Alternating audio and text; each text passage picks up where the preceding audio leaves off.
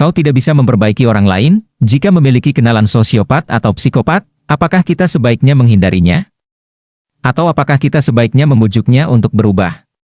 Pio Changwon, seorang profesor di Akademi Kepolisian yang juga merupakan ahli dalam bidang psikologi kriminal, pernah menerima pertanyaan seperti ini dari seorang warga. Ia pun menjawab, sebaiknya Anda segera menjauh.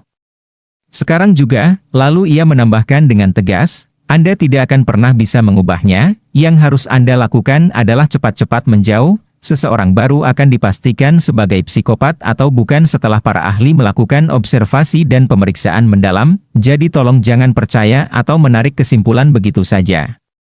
Mungkin sosiopat atau psikopat adalah contoh yang ekstrim, tetapi kita sering mendengar orang berkata, aku punya kenalan yang bermasalah, bagaimana aku bisa membantunya berubah?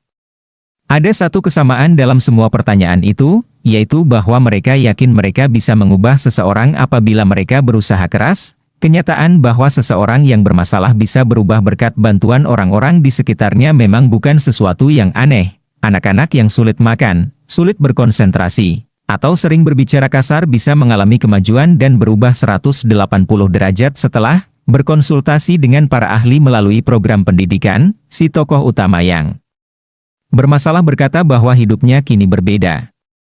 Menuai kekaguman orang-orang, acara hiburan yang diakhiri dengan wawancara bernada positif dengan orang-orang di sekitarnya pun ditayangkan. Aku ingat pernah menonton acara yang mengubah penampilan seseorang dengan operasi plastik dan diet.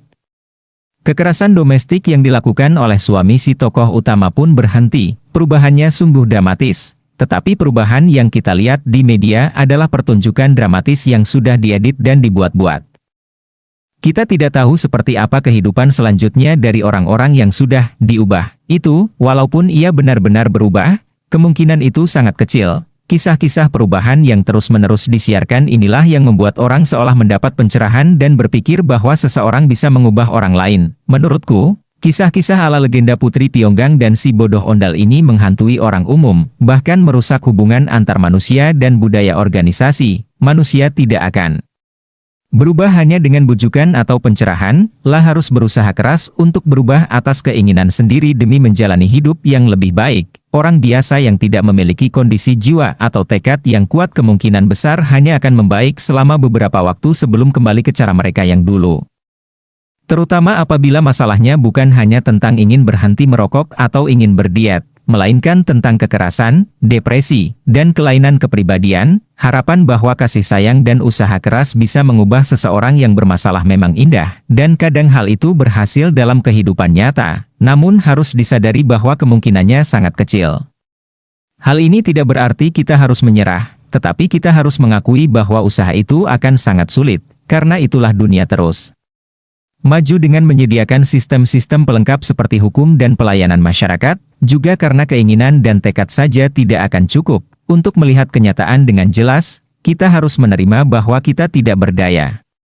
Jika kita hanya terpaku pada masa depan yang gemilang, ketika segalanya bisa berubah sesuai keinginan kita, kita akan melupakan kenyataan. Ada doa yang berbunyi seperti ini, berilah aku kekuatan untuk melakukan apa yang bisa kulakukan dengan sebaik-baiknya, berilah aku keberanian untuk melepaskan apa yang tidak mampu kulakukan, dan berilah aku kebijakan untuk membedakan kedua hal tersebut.